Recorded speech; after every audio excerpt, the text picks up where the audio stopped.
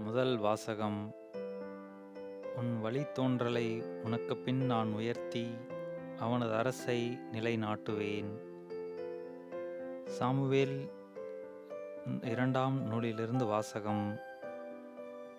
அதிகாரம் 7, இறைவசனங்கள் 4 முதல் 5 முடிய மற்றும் 12 முதல் 14 முடிய மற்றும் 16. அந்நாட்களில் ஆண்டவரின் வார்த்தை நாத்தானுக்கு அருளப்பட்டது. நீ சென்று என் ஊழியன் தாவீதிடம் ஆண்டவர் இவ்வாறு கூறுவதாக சொல். உன் வாழ்நாட்கள் நிறைவு பெற்று நீ உன் மூதாதையரோடு துயில் கொள்ளும் போது உனக்கு பிறக்கும் உன் வழித்தோன்றலை உனக்கு பின் நான் உயர்த்தி அவனது அரசை நான் நிலைநாட்டுவேன். எனது பெயருக்காக கோவில் கட்டவிருப்பவன் அவனே. அவனது அரசை நான் என்றும் நிலைநிறுத்துவேன். நான் அவனுக்கு தந்தையாக இருப்பேன், அவன் எனக்கு மகனாயிருப்பான். என் முன்பாக உனது குடும்பமும் உனது அரசும் என்றும் உறுதியாய் இருக்கும். உனது அரியணை என்றுமே நிலைத்திருக்கும். இது ஆண்டவரின் அருள்வாக்கு.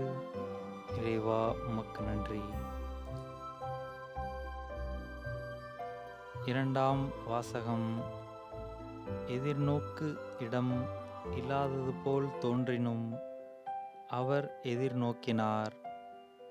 திருத்தூதர் பவுல் உரோமையருக்கு எழுதிய திருமுகத்திலிருந்து வாசகம்.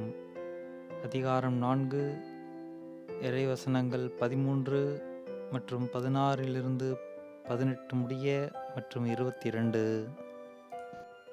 சகோதரர் சகோதரிகளே, உலகமே அவருக்கு உரிமை சொத்தாகும் என்னும் வாக்குறுதி ஆபிரகாமுக்கோ அவருடைய வழி மரபினர்களுக்கோ திருச்சட்டத்தை கடைபிடித்ததால் கிடைக்கவில்லை, நம்பிக்கை கொண்டு கடவுளுக்கு ஏற்புடையவர் ஆனதால்தான் அவ்வாக்குறுதி கிடைத்தது. ஆகவே கடவுளின் அருள் செயலால் நம்பிக்கை வாக்குறுதியின் அடிப்படையாயிற்று. இவ்வாறு வாக்குறுதி ஆபிரகாமின் வழிவந்தவர்கள் எல்லோருக்கும், திருச்சட்டத்திற்கு உட்பட்டோருக்கு மட்டுமல்ல, அவரைப் போல கடவுள் மீது நம்பிக்கை கொண்டோருக்கும் உரியது என்பது உறுதியாயிற்று.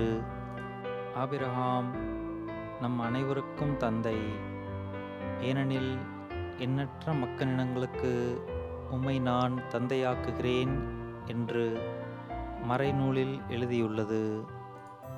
ஆம், இறந்தவர்களை வாழ்விப்பவரும் இல்லாததை தம் வார்த்தையால் இருக்கச் செய்பவரும் ஆகிய கடவுள் மீது நம்பிக்கை கொண்டு அவர் முன்னிலையில் ஆபிரகாம் நம் தந்தையானார். உன் வழிமரபினர் எண்ணற்றவராயிருப்பர் என்றும் அவருக்கு சொல்லப்பட்டது. இக்கூற்று நிறைவேறும் என்னும் எதிர்நோக்கு இடம் இல்லாதது போல் தோன்றினும் அவர் எதிர்நோக்கினார், தயங்காமல் நம்பினார். ஆகவே அவர் பல மக்களினங்களுக்கு தந்தையானார்.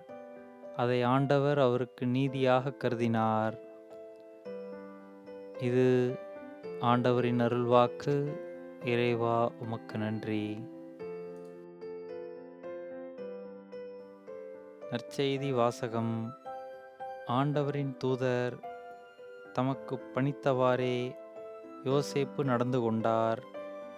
மத்தேயு எழுதிய தூய நற்செய்தியிலிருந்து வாசகம். அதிகாரம் 1, இறைவசனங்கள் 16 மற்றும் 18 முதல் 21 முடிய மற்றும் 24. யாக்கோபின் மகன் மரியாவின் கணவர் யோசேப்பு. மரியாவிடம் பிறந்தவரே கிறிஸ்து என்னும் இயேசு. இயேசு கிறிஸ்துவின் பிறப்பை ஒட்டிய நிகழ்ச்சிகள். அவருடைய தாய் மரியாவுக்கும் யோசேப்புக்கும் திருமண ஒப்பந்தம் செய்யப்பட்டிருந்தது. அவர்கள் கூடி வாழும் முன் மரியா கருவுற்றிருந்தது தெரிய வந்தது. அவர் தூய ஆவியால் கருவுற்று இருந்தார். அவர் கணவர் யோசேப்பு நேர்மையாளர். அவர் மரியாவை இகழ்ச்சிக்கு உள்ளாக்க விரும்பாமல் மறைவாக விலக்கிவிட திட்டமிட்டார். அவர் இவ்வாறு சிந்தித்து கொண்டிருந்தபோது ஆண்டவரின் தூதர் அவருக்கு கனவில் தோன்றி, யோசேப்பே, தாவீதின் மகனே, உம் மனைவி மரியாவை ஏற்றுக்கொள்ள அஞ்ச வேண்டாம். ஏனெனில் அவர் கருவுற்றிருப்பது தூய ஆவியால்தான்.